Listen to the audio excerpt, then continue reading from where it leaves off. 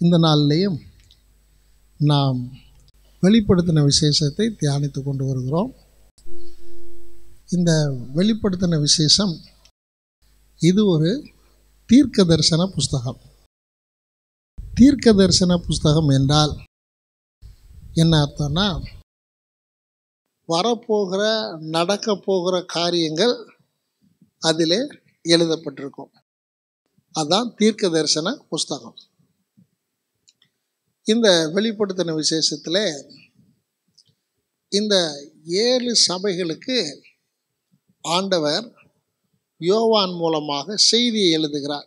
7 சபைகளுக்கு: எபேசு, சிமிர்னா, சர்தை, தியத்திரா, பிலதெல்பியா, லவோஸ்கேயா என்கிற 7 சபைகளுக்கும் அவர் செய்தியை எழுதுகிறார். இந்த 7 சபைகளை ஏன் ஆண்டவர் தெரிந்தெடுத்தார்? இன்னும் கலாத்தியா இருக்கிறது, எபேசியர் இருக்கிறது, ரோமாபுரியில் இருக்கிற சபை இருக்கிறது. இவைகள் எல்லாவற்றை காட்டிலும் இந்த 7 சபைகளை மாத்திரம் ஏன் ஆண்டவர் தெரிந்தெடுத்தார் என்றால், முதலாவது அந்த 7 சபைகளில் இருக்கக்கூடிய குணாதிசயங்கள் எல்லா காலத்திலும் உள்ள சபைகளில் இருக்கிறது. 7 சபைகள் இருக்கிற குணாதிசயங்கள் எல்லா காலத்திலும் உள்ள சபைகள் இருக்கிறது. இன்றைக்கும் நீங்கள் எடுத்துக்கிட்டிங்கன்னா கூட எபேசு சபையை போல சபைகள் உண்டு, சிமிர்னா சபையை போல சபைகள் உண்டு, லவோதிக்கியா சபையை போல அனலும் இல்லாமல் குளிரும் இல்லாமல் இருக்கிற சபைகள் உண்டு. ஆகவே எல்லா காலங்களிலும் இதே போல் அந்த 7 சபைகளுடைய குணாதிசயமுடைய சபைகள் என்ன செய்கிறது இருக்கிறது. அடுத்தபடியாக பார்த்தீங்கன்னா, இந்த 7 சபையில் இருக்கக்கூடிய குணங்களும் ஒவ்வொரு சபையிலையும் காணப்படுகிறது. ஒவ்வொரு சபையிலையும் காணப்படுகிறது. ஒரு சிலர் ஆண்டவருக்காக வைராக்கியமாக இருக்கிறாங்க.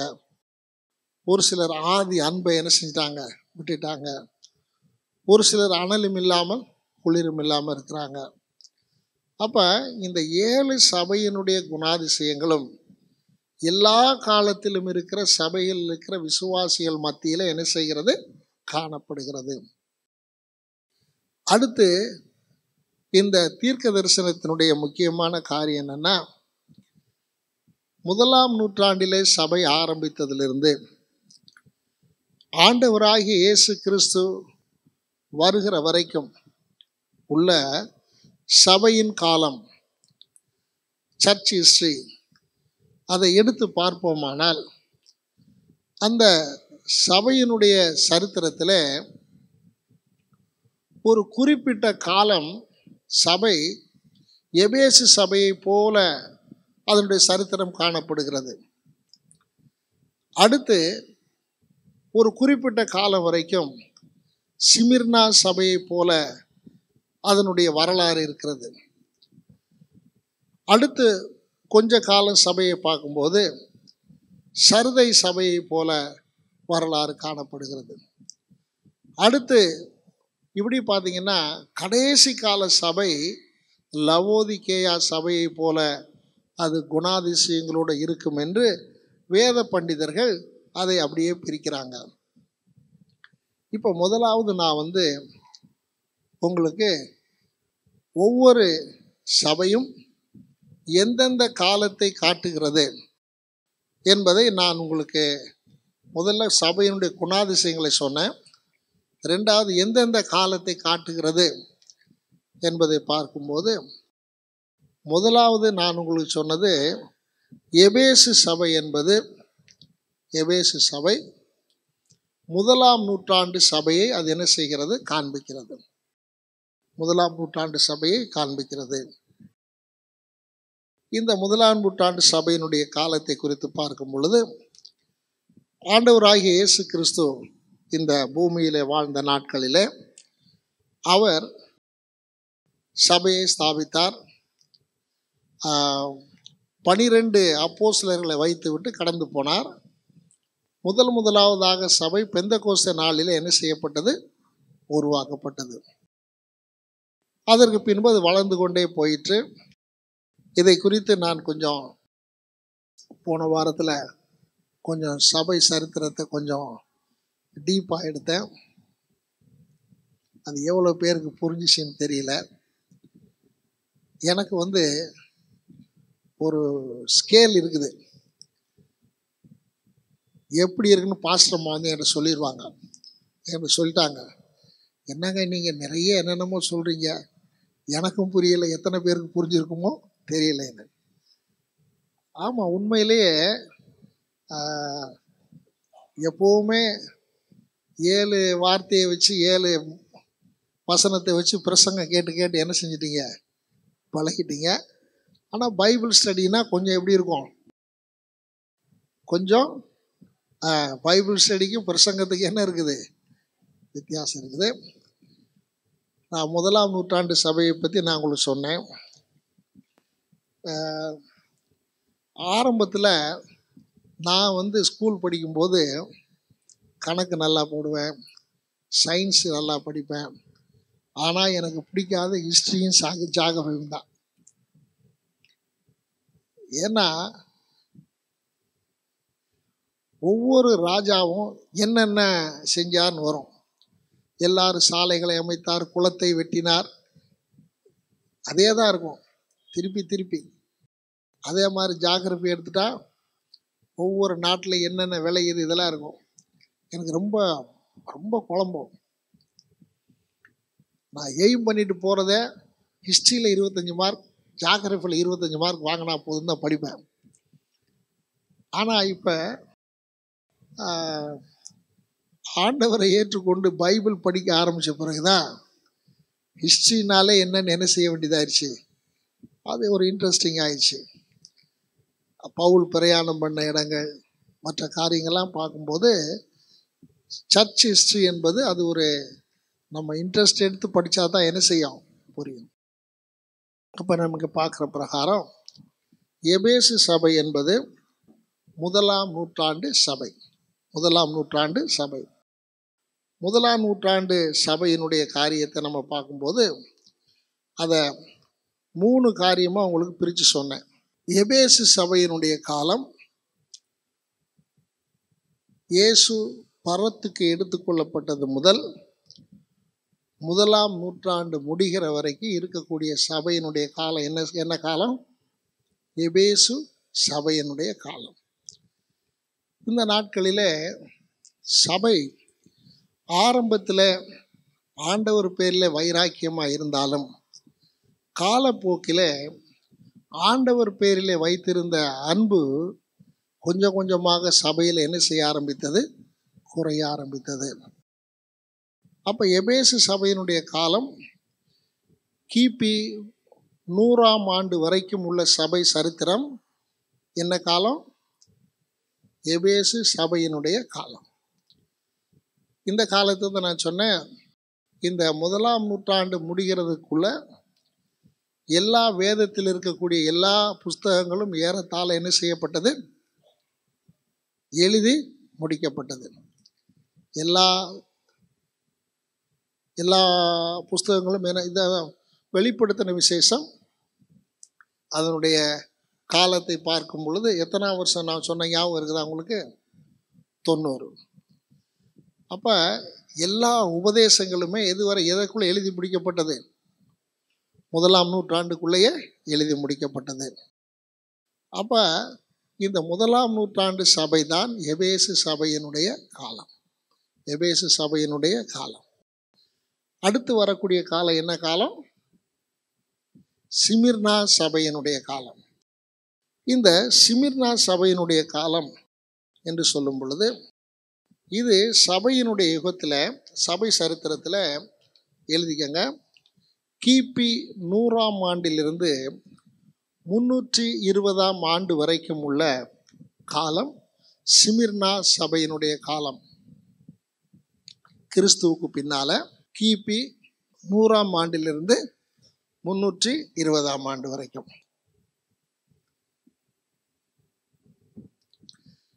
இந்த இடைப்பட்ட காலத்தில் 10 ரோம அரசர்கள் எழும்பி சபையை அதிகமாக துன்பப்படுத்தினார்கள். சொல்லிட்டு சிமிர்னாவில் நீ 10 நாட்கள் என்ன செய்யப்படுவாய்? உபத்திரவப்படுவாய். அந்த 10 நாட்கள் என்பது 10 ரோம மன்னர்களை குறிக்கிறது என்று வேத பண்டிதர்கள் சொல்கிறாங்க. அவங்க எந்த வருஷத்துலேருந்து எந்த வருஷம் ஆண்டாங்கன்னு இருக்குது. அதெல்லாம் சொன்னோன்னா அப்புறம் போன வாரம் பைபிள் ஸ்டடி மாதிரி ஆயிரும். அதனால் வருஷத்தை மட்டும் நீங்கள் என்ன செய்வீங்க? எழுதிக்கங்க. வருஷத்தை மட்டும். இது வரைக்கும் நான் இதை இவ்வளவு டீப்பாக வெளிப்படுத்த நடத்தலை. ஆனாலும் நீங்கள் தெரிஞ்சுக்கிடணுங்கிறதுக்காக நடத்துகிறேன். ஏன்னா இது வேறு ஆன்லைனில் போகிறதுனால அதுக்குன்னு ஒரு ஸ்டாண்டர்ட் வேணும். அப்போ ஆனாலும் கூட எல்லாத்தையும் நான் சொல்ல முடியாது. எதுலேருந்து எது வரைக்கும்? கிபி 320. இதில் பார்த்தீங்கன்னா இந்த இடைப்பட்ட காலத்தில் நீரோ மன்னனுடைய நாட்களில் விசுவாசிகள் அதிகமாக துன்புறுத்தப்பட்டார்கள். விசுவாசிகளை மொத்தமாக ஒரு கிரவுண்டில் அவங்கள நிற்க வச்சு சிங்கம், கொடிய மிருகங்கள் என்ன செஞ்சிருவாங்க? திறந்து விட்டுருவாங்க. இவங்க போய் அதுக்கு பயந்து ஓடுவாங்க. அதுங்க போய் அடித்து கொள்ளும். சுற்றி நின்று எல்லாரும் என்ன பண்ணுவாங்க? பார்த்து சிரிப்பாங்க. அடுத்தாப்புல அநேகரை என்ன பண்ணாங்கன்னா லிவிங் டார்ச்சஸ் அப்படின்னு சொல்லுவாங்க. இந்த மெழுகு இல்லாட்ட மெழுகு என்ன பண்ணுவாங்க? மெழுகினுடைய துணியை எடுத்து மனுஷன் உடம்புல சுற்றிடுவாங்க. சுற்றி ஒரு கயிறில் கட்டி தொங்க விட்டுருவாங்க. அதில் நீரோ மன்னன் என்ன செய்வான்னா மாலை நேரத்தில் பார்க்கில் கட்டி தொங்க விட்டுருக்கோம். அப்படி தீ கொளுத்துவாங்க. அப்போ உள்ளே இருக்கிற ஆள் என்ன பண்ணுவாங்க? தீப்பட்டா துடிப்பாங்க. அப்படியே அது ஆடும். அதை பார்த்து அவன் சிரிப்பான். அதுக்கு பேர் லிவிங் டார்ச்சஸ்ன்னு பேர். உயிர் உள்ள விளக்குகள். இப்படியெல்லாம் நிறைய பேர் எரிக்கப்பட்டாங்க. நிறைய பேர் சிலுவையில் அறையப்பட்டாங்க, தூக்கிலிடப்பட்டாங்க, சிங்கத்துக்கு இரையாக்கப்பட்டார்கள். இதெல்லாம் எப்போ நடந்தது? சிமிர்னா சபையில். இந்த சிமிர்னா சபையின் காலம் நீரோ மன்னன் தொடங்கி கான்ஸ்டன்டைன் மன்னன் வரைக்கும் இந்த காலம் போகிறது. அதாவது 100லிருந்து 320 வரைக்கும். ஏற்கனவே நான் சொல்லியிருக்கிறேன், சிமிர்னா என்கிற வார்த்தையில் மேர் என்கிற வார்த்தையிலிருந்து சிமிர்னா என்கிற வார்த்தை வந்தது. மேர் என்றால் அது ஒரு மரத்தினுடைய பிசின். மரத்தை கீறுவாங்க. கீறும்போது என்ன வரும்? அதிலிருந்து பிசின் வரும். அந்த பிசினை என்ன செய்வாங்கன்னா வெயிலில் காய வைப்பாங்க. காய வச்சு காஞ்ச பிறகு என்ன செய்வாங்க? அதை பொடி பண்ணி அதை நெருப்பில் போட்டால் நல்ல வாசம் வரும். அப்போ அது முதல்ல மரத்தை என்ன செய்யணும்? மரத்தை கீறணும். அது ரொம்ப நல்ல ஒரு சந்தோஷமான காரியமா இல்லை. அதிலிருந்து வர்ற பிசினை என்ன பண்ணணும்? வெயிலில் காய வைக்கணும். திரும்ப அதை என்ன செய்யணும்? இடிக்கணும். அப்போ இது பலவிதமான உபத்திரவங்கள் வழியாய் கடந்து போகிற ஒரு நிலைமை தான் அந்த மேர் என்று சொல்லக்கூடிய அது ஒரு வாசனை பொருள். அதே போல் இந்த சபை என்ன செய்யுச்சுன்னா ஆண்டவருக்காக பாடுகள், வேதனைகள், இவைகள் எல்லாம் அது சகித்தது. அப்போ இந்த சிமிர்னா சபையானது ஒரு மிகவும் நெருக்கப்பட்ட, உபத்திரவப்படுத்தப்பட்ட சபையின் காலம். இந்த காலத்தில் சபை ரொம்ப என்ன செய்யப்பட்டது? சபை ரொம்ப துன்புறுத்தப்பட்டது. எனக்கு சரியாக ஞாபகம் இல்லை, நினைக்கிறேன் டொமிஷியன் நினைக்கிறேன். அந்த மன்னன் என்ன செய்தான்னா, இந்த நசரேயனுடைய மார்க்கத்தை நான் ஆட்சி செய்கிறதுக்குள்ளே அதை என்ன பண்ணிடுவேன்? அழிச்சிருவேன் அப்படின்னு சொல்லி சபதம் எடுத்தான். சபதம் எடுத்து எல்லா கிறிஸ்தவங்களையும் கொண்டுகிட்டே வந்தான். ஆனால் ஒரு சமயத்தில் ஒரு போர் வந்தது. போர் வந்த சமயத்தில் என்னாச்சுன்னா, ஒரு போர் வீரன் அவன் இலக்கே குறி இல்லாமல் ஒரு அம்பு எய்தான். இலக்கே இல்லாமல் என்ன செஞ்சான்? எய்தான். அந்த அம்பு என்ன செஞ்சுன்னா, அவனுடைய மார்க் கவசம் 2யுமே சேர்த்து கட்டியிருப்பாங்க. அந்த கேப்பில் போய் குத்திருச்சிங்க. எங்க? நேராக வந்திருந்தாலும் பரவாயில்ல, சைடில் வந்து எங்கே போயிடுச்சு? ஏன்னா அவன் குறி பார்த்து அடிக்கலை. ஏதோ நம்ம சொல்ல கூட்டாம்பாங்கன்னு சொல்கிறோம் இல்லையா, அப்படி விட்டான் அம்பு. அது எங்கே போய் பாஞ்சிருச்சு? பாஞ்சு ரத்தம் அப்படியே பெருக்கெடுத்து ஓடுது. குதிரையிலேருந்து கீழே விழுந்துட்டான். கீழே விழுந்தா அவனை சுற்றி ரத்தம் ரத்தம் போர் நடந்துக்கிட்டு இருக்குது, இவன் உயிர் போக போகுது. அப்போ என்ன சொன்னால், என் உயிர் நான் இந்த கிறிஸ்தவம் என்கிற அந்த மார்க்கத்தையே நான் என்ன பண்ணிடுவேன், அழிச்சிருவேன். அப்போ மனச்சாட்சி சொல்லிச்சு, அதை அழிக்க முடியல, நீ தான் என்ன செய்கிற. அப்போ அந்த ரத்தத்தையும் மண்ணையும் சேர்த்து எடுத்து வானத்துக்கு நேரம் இறைச்சானா. இறைச்சி சொன்னானா, நசரேயனே நீயே ஜெயித்தாய், நசரேயனே. அப்படி எத்தனை அந்த மன்னர்களெல்லாம் அழிக்கணும்னு நினச்சாங்க, அதனால் அழிக்க முடியல. இது என்ன சபையின் காலம்னா, சிமிர்னா சபையினுடைய காலம். பாருங்க, ஒவ்வொரு காலத்தையும் பார்க்கும்போது ஒவ்வொரு சபையினுடைய குணாதிசயம் அப்படியே பொருந்துது. ஏன்னா இது என்ன புஸ்தகம், தீர்க்க தரிசன புஸ்தகம். இப்போ ஏசாயா தீர்க்க தரிசனம்னா அது ஏசாயாவில் இனிமே நடக்க போகிற காரியங்களை எழுதி வச்சிருந்தார் ஏசாயா. அதில் தான் இதை ஒரு கன்னிகை கற்பவதியாகி, அது ஏசாயாவுடைய காலத்தில் இல்லை, இயேசு பிறக்கிறதை குறித்து எழுதப்பட்டிருக்கிறது. அப்போ இந்த வெளிப்படுத்தின விசேஷத்துலையும் அது 1ஆம் நூற்றாண்டில் எழுதப்பட்டிருந்தா கூட இனி வரப்போகிற காலங்களில் சபை எப்படி இருக்குங்கிறத குறித்து ஆண்டவர் இணைஞ்சிருக்கிறாரு, எழுதி கொடுத்துருக்கிறாரு. இதில் மரண பரியந்தம் உண்மையாயிருன்னு போட்டிருக்குது. ஆங்கிலத்தில் பார்த்தீங்கன்னா ஃபெய்த்ஃபுல் அன்டு டெத் அப்படின்னா மரணத்துக்கு உண்மையாயிருன்னு அதில் போட்டிருக்குது. ஆண்டவர் மரணத்திலேருந்து உன்னை காப்பாற்றுவேன்னு சொல்லலை, இந்த சபைக்கு வாக்கு கொடுக்கல. நீ மரணத்துக்கு என்னவாயிரு, மரணம் வரும், நீ என்ன போய் என்னத்துக்கு faithful and death, until death இல்லை, மரண பரியந்தம் இல்லை. தமிழில் அப்படி போட்டிருக்குது. ஆங்கில பைபிளில் not until death but and death, மரணத்துக்கு உண்மையாயிரு. அப்போ அவங்க அவ்வளவு தூரம் உண்மையாக இருந்தாங்க. அவங்க உபத்திரவப்பட்டாங்க. அந்த சபை, அது என்ன சபை, அது சிமிர்னா சபை. அடுத்து பெர்கமு சபை. சிமிர்னா சபையினுடைய காலம் நீரோ மன்னன் தொடங்கி கான்ஸ்டன்டைன் மன்னன் வரைக்கும் அப்படின்னு சொல்லி நான் உங்களுக்கு சொன்னேன் முதல்ல. இந்த காலம் கான்ஸ்டன்டைன் மன்னனுடைய ஆட்சி காலத்திலிருந்து துவங்குகிறது. இது எப்படின்னா கிபி 320 முதல் 590 வரைக்கும். அப்போ பாருங்க, சிமிர்னா சபையினுடைய குணம் ஒரு குறிப்பிட்ட காலம் சபையினுடைய சரித்திரத்துக்கு என்ன செய்தது, பொருந்தது. சபையினுடைய சரித்திரத்துக்கு பொருந்தது. இந்த கடைசியாக பார்க்கும்போது தெரியும், இப்போ நம்ம இருக்கிற காலம் எதுக்கு பொருந்தோம், லவேதிக்காவுக்கு பொருந்தோம். ஏன்னா நம்ம இப்போ எங்கே வந்திருக்கிறோம், கடைசி காலத்துக்கு வந்துட்டோம். அப்போ பெர்கமு, இந்த பெர்கமு அப்படிங்கிற அதுக்கு அடையாளம் என்னன்னா மனம் முடிக்கப்பட்டவள். பெர்கமு அப்படிங்கிற அந்த பேருக்கு அர்த்தம் என்னன்னா மனம் முடிக்கப்பட்டவள். ஏன் இந்த சபை ஆண்டவர் தெரிந்தெடுத்தார்னா, சபை என்பது கிறிஸ்துவுக்கு நியமிக்கப்பட்ட கன்னிகை. சபை என்பது என்னது, கன்னிகை. மணவாளன் இனி என்ன செய்ய போறாரு, வரப்போகிறார். இதுதான் சபை. பவுல் சொன்னாரு, கிறிஸ்து என்னும் மணவாளனுக்கு உங்களை நான் நியமித்தபடியால் தேவ வைராக்கியமான வைராக்கியம் கொண்டிருக்கிறேன்.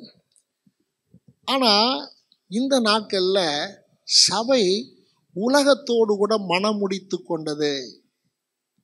உலகத்தோடு கூட, ஆமா. அந்த சபை யாருக்காக இருக்கணும், யாருக்காக, கிறிஸ்துவுக்கு மனவாட்டியாக இருக்க வேண்டிய சபை எதோட மனம் முடித்து கொண்டது. ஆமாம். இன்னொரு பக்கத்தில் சொன்னால் compromised with the world system, உலக காரியங்களோடு கூட அது என்ன செய்து கொண்டது, தன்னை மனம் முடித்து கொண்டது. இதுதான் பெர்கமு சபையினுடைய காலம். இந்த பெர்கமு சபையினுடைய காலத்தில் அந்த பெர்கமு பட்டணத்தில் அரசருடைய வணக்கம் இருந்தது. அந்த நாட்களில் ராஜாக்கள் என்ன பண்ணாங்க, வணங்கினாங்க. இதே காரியத்தை நம்ம தானியேல் புஸ்தகத்தில் நம்ம என்ன செய்கிறோம் பார்க்குறோம். தானியேல் புஸ்தகத்தில் நம்ம பார்க்குறோம். அப்போ அரச வணக்கம் இருந்தது. ஆனால் விசுவாசிகள் அரசரை வணங்க மறுத்து அந்த அரசருடைய சிலைக்கு என்ன பண்ணணும்? தூபம் காட்டணும். அதை தூபம் காட்ட மறுத்த கிறிஸ்தவர்கள் என்ன செய்யப்பட்டாங்க? கொல்லப்பட்டாங்க. கிறிஸ்தவங்க என்ன செய்யப்பட்டாங்க? கொல்லப்பட்டாங்க. அடுத்து பார்த்தீங்கன்னா, இந்த பட்டணத்தில் ஜூபிட்டர் என்று சொல்லக்கூடிய தெய்வத்தினுடைய ஒரு பெரிய ஆலயம் இருந்தது. என்ன ஆலயம்? ஜூபிட்டர். அதுக்கு அடுத்தாப்புல மருத்துவத்துக்கென்று, சுகம் கொடுப்பதற்கென்று ஒரு தெய்வத்தை வச்சிருந்தாங்க. என்ன சுகம் கொடுப்பதற்கென்று ஒரு தெய்வத்தை. அந்த தெய்வத்துக்கு பெயர் என்னன்னா அஸ்குலாப்பியஸ். இதெல்லாம் எங்களுக்கு தேவையா பாஸ்டர் அப்படின்னா தெரிஞ்சு வச்சுக்கோங்க. இதில் முக்கியமான ஒரு காரியம் வருது. இந்த தெய்வம் சர்ப்பம், பாம்பினுடைய வடிவம் உடையது.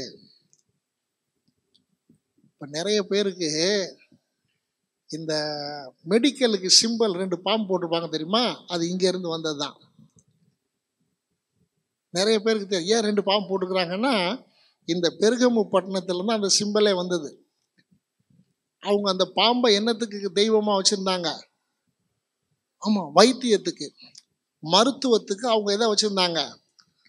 அந்த அந்த பாம்பு என்ன பாம்பு? அப்போ அந்த அந்த மெடிக்கலுக்கெல்லாம் போட்டுக்கிறாங்களே, அந்த பாம்பு என்ன பாம்பு? நிறைய பேர் நினைப்பாங்க இயேசுநாதருடைய வெங்கல சர்ப்பத்தை தான் போட்டுக்கிறாங்க. அது கிடையாது. அப்படி போட்டுருந்தா 1 தான் போட்டுக்கணும். இதில் எத்தனை போட்டுக்கோம்? 2 இருக்கும். இந்த பெருகமு பட்டணத்திலிருந்து தான் அவங்க தான் இந்த வைத்தியத்திற்கு, மருத்துவத்திற்கு இந்த அஸ்குலாப்பியஸ் என்று சொல்லக்கூடிய அந்த சர்ப்பம், அதைத்தான் தெய்வமாக என்ன செஞ்சாங்க? வணங்கினாங்க. மருத்துவத்துறையும் அங்கு சிறப்பாக இருந்தது. அதைத்தான் இன்னைக்கு என்ன பண்ணிட்டு இருக்கிறாங்க? மருத்துவத்துறையில் பயன்படுத்துகிறார்கள் என்று சொல்லி வேத பண்டிதர்கள் சொல்கிறாங்க. இது எப்போ எங்கேருந்து வந்தது? பெர்கமுல தான் வந்தது.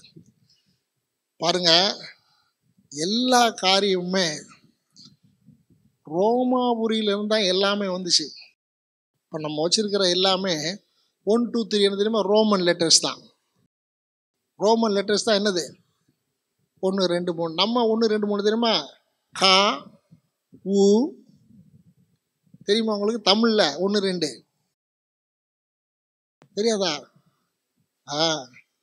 நான் சின்ன வயசாக இருக்கும்போது அதெல்லாம் அதெல்லாம் நான் கற்றுக்கிட்டேன். ஆனால் இப்போ வந்து தமிழில் 1 கா, 2 ஊ, 3 என்னன்னு எனக்கு தெரியாது. வேணா நீங்கள் பாருங்கள், தமிழ் அகராதியில் போனால் இருக்கும். அதே மாதிரி இப்போ நம்ம பயன்படுத்துகிற 1 2 யாருது? ரோமாபுரியிலேருந்து கொண்டு வந்தது தான். சரியா? அப்போ அநேக காரியங்கள் ஏன்னா ஒரு குறிப்பிட்ட காலத்தில் ரோமர்கள் தான் ஏறத்தாழ எல்லா இடத்தையும் ஆண்டாங்க. நம்முடைய இந்தியாவினுடைய பஞ்சாப் வரைக்கும் படையெடுத்து வந்தான். யார்? மகா அலெக்சாண்டர். அப்போ அவன் ரோமாபுரியினுடைய பேரரசனாக இருந்தான். அப்போ எதுக்கு சொல்ல வரேன்னு சொன்னால், அங்கே இருந்தால் என்ன வந்தது? இந்த மருத்துவ தெய்வத்தினுடைய ஆராதனை. நல்லா கவனிங்க. இப்போ அடுத்து சரித்திரத்துக்கு போகலாம். இப்போ இது 320 ஆரம்பிக்குதுன்னு சொன்னேன். இதில் 320 306 கான்ஸ்டன்டைன் அவன் தகப்பனுக்கு பின்னால் ராஜாவாக வருகிறான். இதில் கிபி 306. நல்லா கவனிங்க. இவன் ஒரு முக்கியமான யுத்தம் செய்ய புறப்படுகிறான். அந்த யுத்தத்துக்கு பேர் இருக்குது. அந்த யுத்தம் பேர் வேணாம். அந்த யுத்தத்துக்கு பேர் உங்களுக்கு வேணாம். அந்த யுத்தம் அவன் செய்யும்போது என்ன நடந்துச்சுன்னு சொன்னால், எல்லா படைகள் இருக்கும்போது ஒரு சிலுவை காட்சியை அவன் காண்கிறான். வானத்தில் சிலுவை காட்சி என்ன செய்கிறான்? காண்கிறான். அப்போ ஒரு அசரீரி சத்தம் கேட்கிறது. வானத்தில் ஒரு சத்தம் கேட்குது. இந்த சின்னத்தை வைத்தால் நீ ஜெயிப்பாயாக. நீ இந்த சின்னத்தை வச்சு ஜெயிக்கணும். உடனே அந்த அசரீரி வாக்கின் பிரகாரம் கொடியிலே அந்த சின்னத்தை போட்டான். அவனுடைய கேடகத்தில் அந்த சின்னத்தை போட்டான், வால்ல அந்த சின்னத்தை போட்டான். அவனுடைய யுத்தத்துக்கு எல்லா தளவாடங்கள் மேலும் சிலுவை சின்னத்தை போட்டான். போட்டு யுத்தத்திற்கு போனால் அந்த யுத்தத்தில் ஜெயிச்சிட்டான். அப்போ இவனுக்கு அந்த சிலுவை என்பதின் மேலே ஒரு நம்பிக்கை வந்தது. சிலுவையின் மேலே என்ன வந்தது? நம்பிக்கை வந்தது. நம்பிக்கை வந்த உடனே அவன் என்ன செஞ்சான்னா, இந்த சிலுவையினுடைய சின்னம் யாருடையது என்று அவன் ஆராய்ச்சி செய்ய ஆரம்பித்த உடனே அப்போ என்னாச்சுன்னா, இது கிறிஸ்தவர்களுக்கு இதுக்கு தொடர்பு இருக்குன்னு சொல்லி சொன்னாங்க. சிலுவைக்கும் கிறிஸ்தவங்களுக்கும். அது வரைக்கும் சபை என்ன, இப்போ சிமிர்னா சபையினுடைய காலத்தில் எப்படி இருந்துச்சு, என்ன பண்ணியிருந்தாங்க? இப்போ தான் பார்த்தோமே, சிமிர்னா சபையின் காலத்தில் என்ன பண்ணியிருந்தாங்க? உபத்திரவப்பட்டாங்க, சிங்கத்துக்கு இரையாக்கப்பட்டாங்க. எல்லாரும் அங்கங்கே ஒழிஞ்சிட்டு இருக்கிறாங்க. பாஸ்டர்களாக என்ன பண்ணிட்டு இருக்கிறாங்க? ஒழிஞ்சிட்டு இருக்கிறாங்க. அந்த சமயத்தில் எல்லாரையும் கூப்பிட்டான். யார்? எல்லா பாஸ்டர்கள், கிறிஸ்தவர்கள் எல்லாரையும் கூப்பிட்டு அவன், அதாவது 313 கிறிஸ்தவ மார்க்கத்தை அவன் அவனுடைய அரசாங்கம் அங்கீகரித்தது. 313. அது வரைக்கும் ரோம அரசாங்கம் எது அங்கீகரிக்கலை. எல்லாரும் என்ன பண்ணாங்க? கொன்னாங்க. இவங்க நம்ம மார்க்கத்துக்கு விரோதமான கொன்னாங்க. ஆனால் 313 கான்ஸ்டன்டைன் கிறிஸ்தவ மார்க்கத்தை அங்கீகரித்தான். அதற்காக ஒரு உடன்படிக்கை போடப்பட்டது.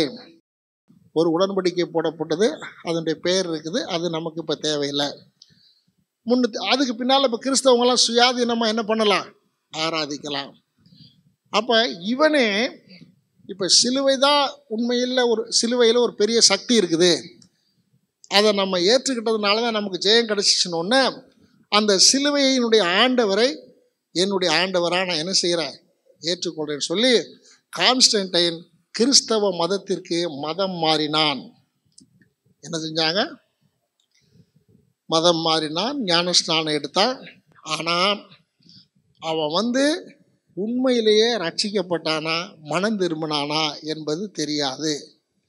அவனுக்கு இயேசுவின் மேலே ஒரு நம்பிக்கை, ஒரு தெய்வங்கிற ஒரு நம்பிக்கை மட்டும் என்ன செஞ்சுச்சு? இதுக்கு முந்தி எத்தனையோ தெய்வத்தை வணங்கின மாதிரி இப்போ இவர் ஒரு நல்ல தெய்வம், இவரை நம்பினா நமக்கு என்ன கிடைக்கும்?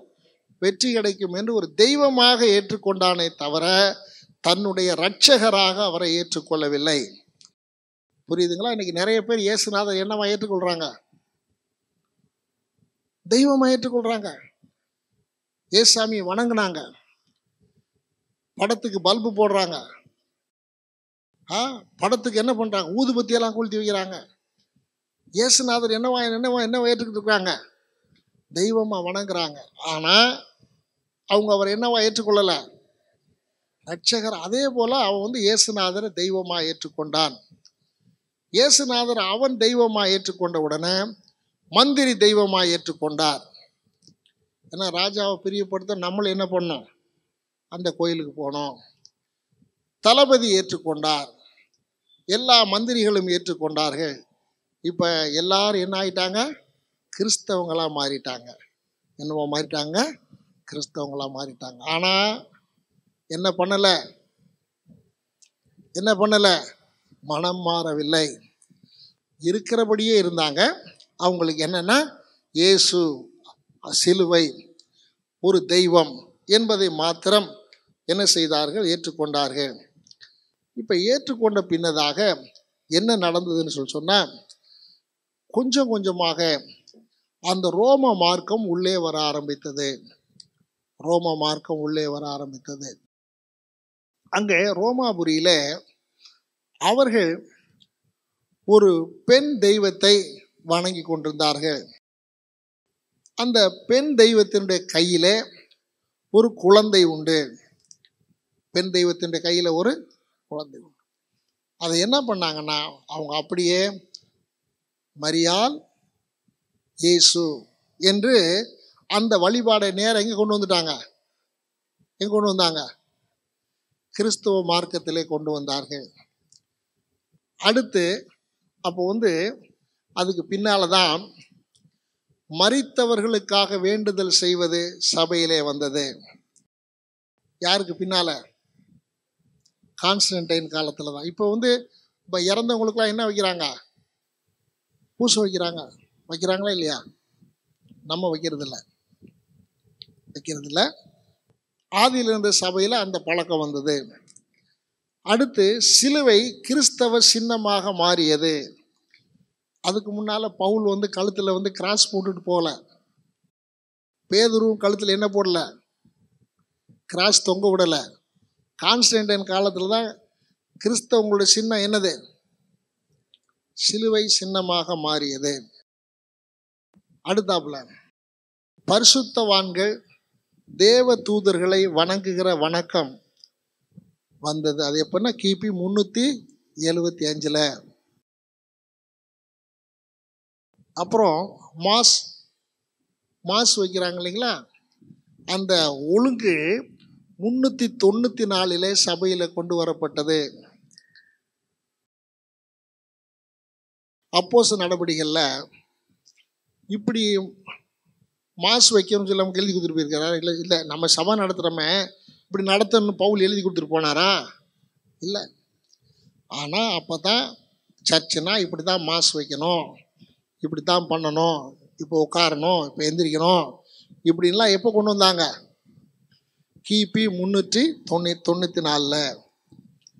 அடுத்து மரியாள் வணக்கம் கிபி 431.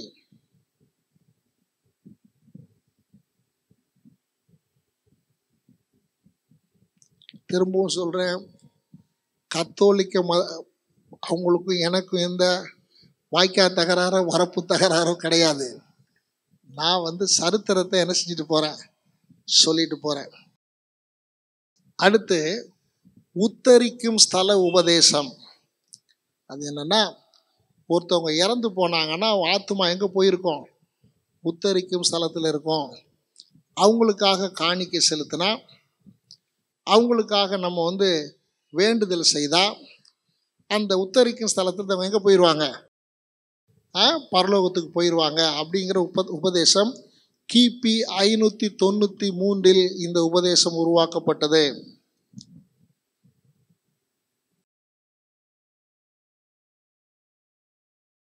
இப்ப ரோமாபுரியில இருந்தது போல சபைகள் கட்டப்பட்டது. அதுக்கு முன்னால சபையில கோபுரமும் கிடையாது. எல்லாரும் எங்க இருந்தாங்க? நம்ம பார்த்தோம் சிவனா சபையின் காலத்துல மலைகள்ல, குகைகள்ல வீடு இழந்து இருந்தவங்களுக்கு அவங்க என்ன சபை கட்டுறதுக்கு அவங்களுக்கு எங்க இருக்குது? யார் கட்டினது அந்த மாதிரி சபையெல்லாம்? கான்ஸ்டன்டைன். யார் கட்டினதுங்க? கான்ஸ்டன்டைன். அப்போ பெரிய பெரிய ஆலயங்கள். அடுத்தாப்புல நல்லா கவனிங்க, இந்த நாட்களில் தான் கொஞ்சம் கொஞ்சமாக ரோமாபுரியினுடைய அந்த சடங்காச்சாரங்களை எங்கே வர ஆரம்பிச்சிச்சு? சபைக்குள்ளே வர ஆரம்பித்தது. நான் இஸ்ரேலுக்கு போயிருந்த சமயத்தில் அங்கே ஒரு குறிப்பிட்ட காரியத்தை குறித்து அங்கே இருக்கிற கைட் சொன்னார். இப்போ இந்த நாட்கள் வரைக்கும் கிறிஸ்தவர்கள் இயேசுநாதருடைய சரித்திரம் இதெல்லாம் யாரையுமே சட்டை பண்ணதில்லை. கான்ஸ்டன்டைனுடைய தாயார் யாருங்க? கான்ஸ்டன்டைனுடைய தாயார் மகாராணி அவர்கள் நேர இஸ்ரேல் தேசத்துக்கு போனாங்க. போய் இயேசுநாதர் எங்கே பிறந்தார்னு கேட்டாங்க. யூதர்கள் இயேசுநாதர் அப்பவும் என்னவா நினைக்கல? மேசியாவா நினைக்கல. அவங்க பெத்லகேமை கொண்டு போய் இது தாங்க இந்த இடத்துல தாங்க பிறந்தாருன்னு சொன்ன உடனே அந்த அம்மா அந்த இடத்த வாங்கினாங்க. வாங்கி இன்னைக்கு இருக்கக்கூடிய இயேசுநாதருடைய பிறந்த இடம் என்கிற இடத்துல அந்த ஆலயத்தை கட்டினது கான்ஸ்டன்டைனுடைய தாயார். அவங்க கட்டி அதை புனித தலமாக்குனாங்க. அந்த அம்மா செஞ்சது ஒரு பெரிய ஒரு காரியம். அடுத்து ஒவ்வொரு இடமா போய் நீங்கள் இயேசுநாதர் மலை பிரசங்கம் பண்ணார், அந்த இடத்துல போய் அந்த அம்மா என்ன பண்ணாங்க? பணம் கொடுத்து வாங்கி அந்த இடத்த சுற்றி என்ன பண்ணாங்க? அதை வந்து பாதுகாப்பாக்கி அந்த இடத்துல ஒரு சேப்பல் ஞாபகார்த்தமாக இன்னைக்கு அது இருக்குது. இப்போ தான் நம்ம அதான் பார்த்துட்டு வரோம்.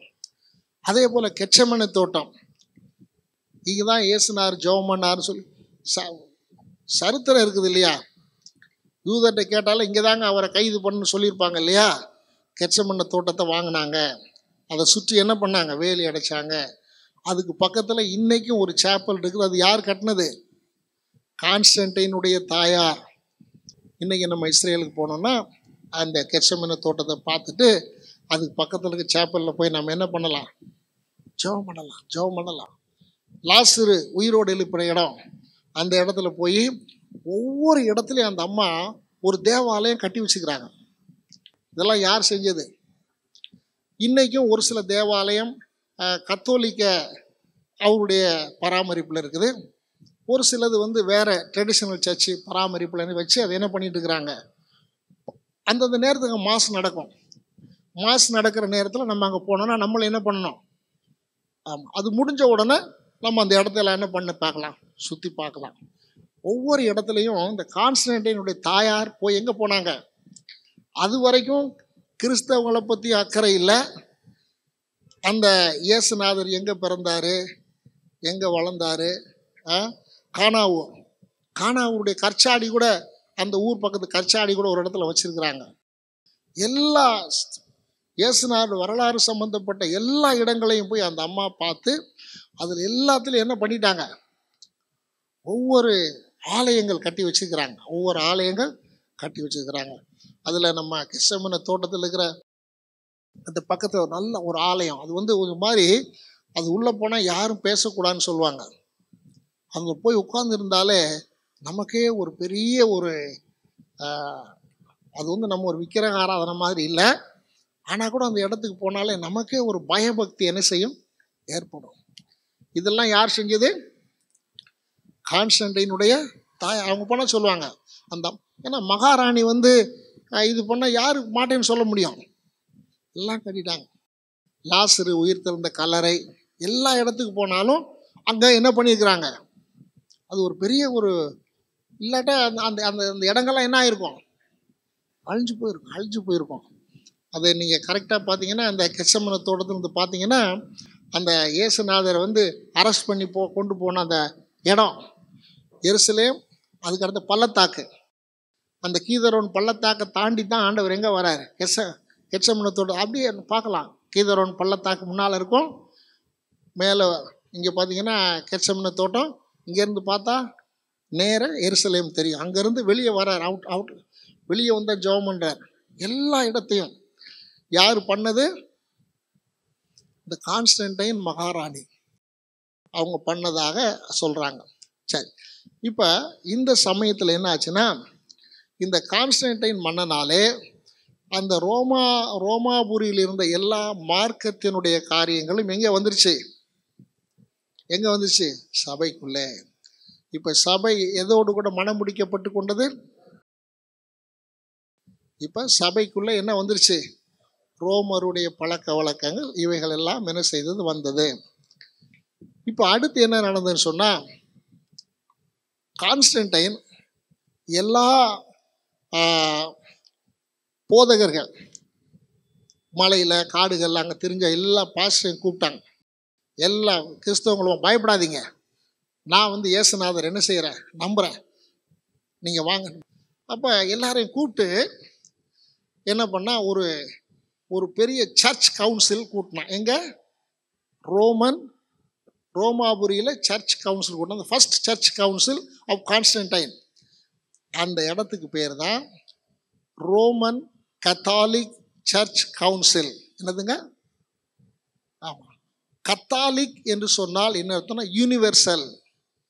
நிறைய பேர் நாங்கள் ரோமன் கத்தோலிக்கும்பாங்க, அது என்ன அர்த்தம்னு தெரியாது. கத்தாலிக்னா என்னது? ஆமாம், சர்வ சங்கம், எல்லா கிறிஸ்தவங்களும் சேர்ந்து ரோமாபுரியிலே கூடினார்கள். முதல்ல எல்லா விசுவாசிகள், எல்லா எங்கள் மலையில அலைஞ்சிருந்தாங்க, அவங்களாம் கூப்பிட்டு வந்தார். ராஜா கூப்பிட வந்து உட்கார வச்சு கேட்டார், என்ன தான் அவங்க ஆண்டவர் சொல்கிறாரு. சொன்ன உடனே அப்போ ஃபஸ்ட்டு அந்த எல்லா திருச்சபைகளுக்கும் ஒரு தலைவரை தேர்ந்தெடுத்தார். யார? அவர்தான் முதலாவது போப். விளங்குதா உங்களுக்கு? முதலாவதாக கான்ஸ்டன்டைன், முதலாவதாக சர்வ சங்க சபை, இல்லாட்டா எல்லா கிறிஸ்தவர்களும் சேர்ந்த ஒரு சபையை எங்க கூட்டின? ரோமாபுரியில. அதுக்கு பேர் தான் ரோமன் கத்தாலிக் சர்ச் கவுன்சில். கத்தாலிக்னா என்னது? யூனிவர்சல். யூனிவர்சல். அப்போ இருந்து எல்லாரும் வந்தாங்க. வந்த உடனே அவங்கள ஏற்றுக்கிட்டு அவங்க சபையிலே அவங்க மத்தியில இருந்து ஒருத்தரும் தலைமை குருவாக நியமித்தார். அதுதான் முதல் போப். அதுதான் முதல் போப். இப்போ அப்பதான் என்ன உருவாச்சு? ரோமன் கத்தாலிசம். அப்படின்னா ரோமாபுரியில் கூடிய முதலாம் சபை சங்கத்தினுடைய கூடுகை. அப்ப எல்லாம் அவங்க சொல்றாங்களே நாங்க தான் ஆதி சபைன்னு. அப்ப அதுக்கு முன்னால சபை இருந்துச்சா இல்லையா? சபை இருந்துச்சா இல்லையா? என்னங்க இவ்வளவு நேரம் கேட்டீங்களே? அப்ப அதுவும் பாதி சபை தான், ஆதி சபை கிடையாது. ஆதி சபை எங்க? மேலறையில 120 பேர் கூடினதான் ஆதி சபை. நம்ம பதில் சொல்ல தெரியணும். என்ன தெரியணும்? ஆதி சபை அவங்களும் இல்லை, நம்மளும் இல்லை. ஆதி சபை யாரு? ஆமா, 120 பேர் நம்மளை உதைக்க வருவாங்க. ஆமா, அவங்க 120 பேர் கூடி 10 நாளா ஜெபம் பண்ணி ஆதி சபையை உருவாக்குனாங்க. கான்ஸ்டன்டைன் காலத்தில் உருவானது. இது சரித்திரம். நான் ஜெபம் பண்ணி ஒரு நம்பரை பார்த்து சொல்லலை. இது என்னது? சரித்திரம். நான் சொன்னாலும் கான்ஸ்டன்டைனுடைய வரலாறு அதுதான். நீங்கள் போய் கூகுளில் கூட கான்ஸ்டன்டைன் போட்டு பார்த்தீங்கன்னா அவன் எந்த வருஷத்துலேருந்து எந்த வருஷம் அரசாண்டான்னு வந்துடும். இப்போல்லாம் கூகுள் இருக்கனால நான் டூப் போட முடியாது, எந்த பாஸ்டர் டூப் போட முடியாது. விளக்குதுங்களா உங்களுக்கு? சரி. அப்போ இங்கே தான் என்ன உருவாச்சு? ரோமன். ஆமாம், இதோட முடிக்கிறேன். அப்போ இது என்ன சபையினுடைய காலம்? பெர்கமு சபையுடைய காலம். இப்போ தான் கொஞ்சம் கொஞ்சமாக சபை எங்கே போயிடுச்சு? எங்கே போயிடுச்சு? உலகத்துக்குள்ளே போயிடுச்சு. அடுத்த வாரத்தில் நம்ம அடுத்த தியத்திரா சபையுடைய காலத்தை பார்க்கலாம். நம்ம ஜெபம் பண்ணுவோம். எங்கள் அன்பின் ஆண்டவரே, ஆதி அப்போஸ்தலர் நாட்களிலே சிமிர்னா சபை எவ்வளவு உபத்திரவங்கள்! 10 ராஜாக்களுடைய நாட்களிலே வாளால் அறுப்புண்டார்கள், சிங்கத்துக்கு இரையாக்கப்பட்டார்கள், சிலுவையில் அறையப்பட்டு கொல்லப்பட்டார்கள். அவ்வளோ வைராக்கியமாக இந்த சபை காலப்போக்கில் அதனுடைய தனித்தன்மையை இழந்து உலகத்துக்குள்ளே கடந்து போன சரித்திரத்தை நாங்கள் பார்த்தோம். இன்றைக்கு அநேகர் கூட ஆதியில் வைராக்கியமாக இருக்கிறவர்கள், இன்றைக்கு அதே போல் அநேக விசுவாசிகள் கொஞ்சம் கொஞ்சமாய் உலகத்துக்குள்ளே உலக சடங்காச்சாரங்களுக்குள்ளே போகிறதை இன்றைக்கும் பார்க்குறோம். ஐயா, அன்னைக்கு சபையின் சரித்திரத்தில் நடந்தது இன்றைக்கு நடந்து கொண்டிருக்கிறதா ஆண்டவரே. ஆனால் நாங்கள் சிமிர்னா சபையை போல உமக்காக வைராக்கியமாக இருக்கிற சபையாக நீர் எங்களையும் எங்கள் சபையையும் மாற்றும். இயேசுவின் மூலம் நல்ல பிதாவே, ஆமென். என் ஆத்துமாவே கர்த்தரை ஸ்தோத்திரி, என் முழுமையோட பரிசுத்த நாமத்தை ஸ்தோத்திரி. என் ஆத்துமாவே கர்த்தரை ஸ்தோத்திரி. கர்த்தர் செய்த சகல உபகாரங்களையும் மறவாது.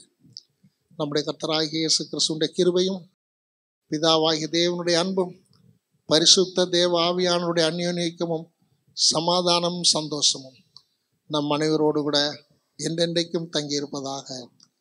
ஆமென்.